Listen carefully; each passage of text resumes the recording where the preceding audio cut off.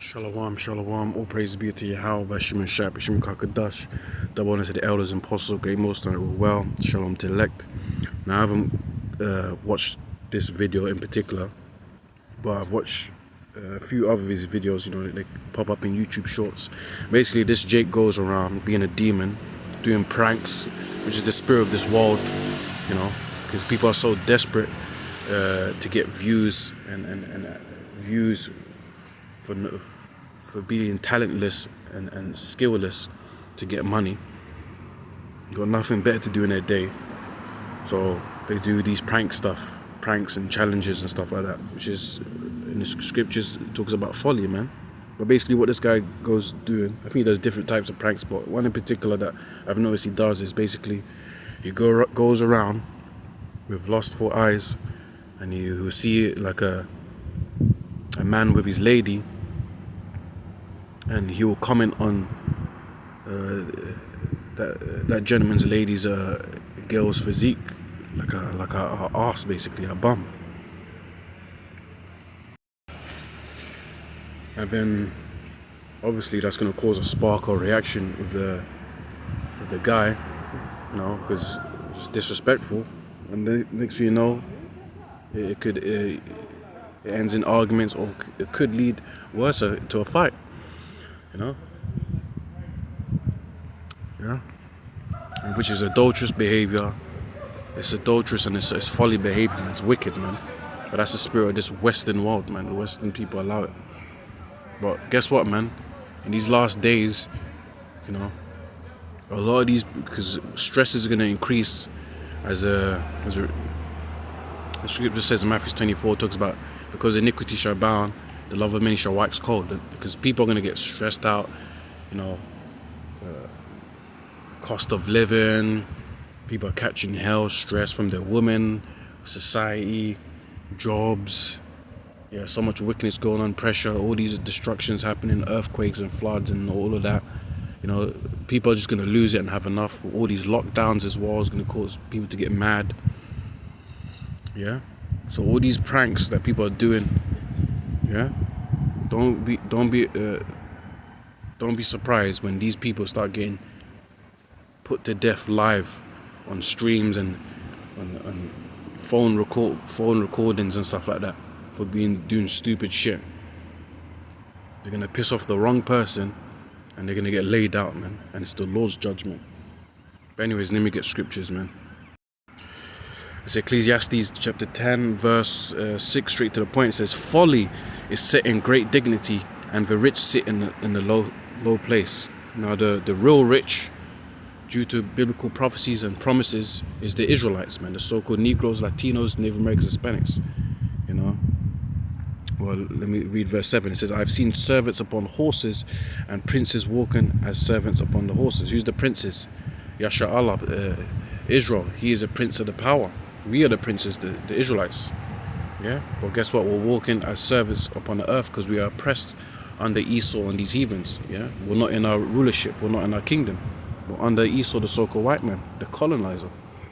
Yeah, and servants upon horses. Esau is known as the base man. He's actually a natural servant, man. Yeah, he's the wicked. He's a base man, but guess what? He's upon horses, and horses symbolize a position of power. Right? But anyways, verse 6, folly is set in great dignity. What's folly?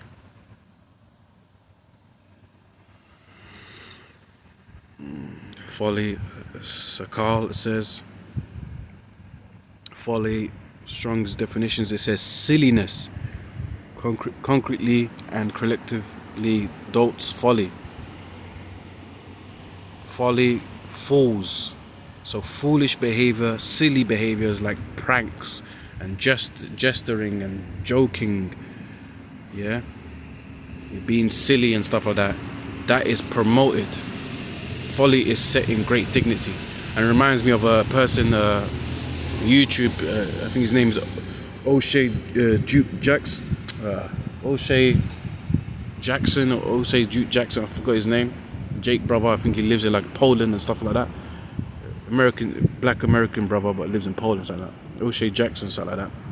One of his slogans when he finishes the video, he says, "Buffoonery is an all-time high," which is actually in the scriptures. Folly is set in great dignity. It's the same thing, just different wording. So that's what you see here with all these pranks. I had another scripture.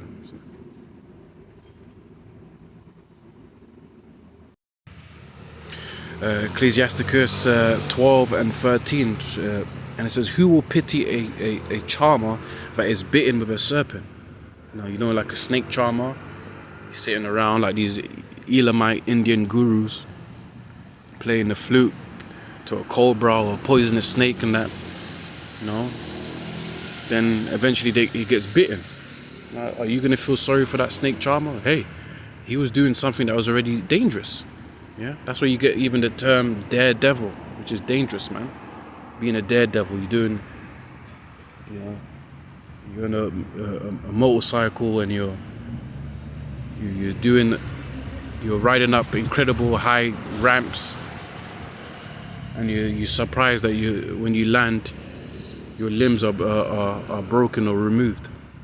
Yeah, so the scripture saying, "Who will pity a charmer that is bitten with a serpent, or any such as come nigh wild beasts?" So that's a question, and you can relate that to the silliness and folly and foolish behavior that's going on with these pranks today in the Western world, especially. You know, one day, yeah, these people that do these prank jokes, you know, they're gonna get seriously hurt. You see? Yeah, they're doing these jokes to get this fame and that. Well, the Lord's gonna make them famous when they get destroyed or judged. Yeah, the Lord's gonna turn that joke and make the joke gonna be on you. Yeah, that joke's gonna turn very serious when you get beat up. Yeah, that joke's gonna be very serious when you get annihilated from the earth's existence. Yeah, because you thought it was okay to disrespect people for jokes. Yeah, so all this judgment is gonna come to these wicked people, man. But anyways, with that, all praise be to Yahweh, Bashim Shai, Bashim Makakadash, Shalom.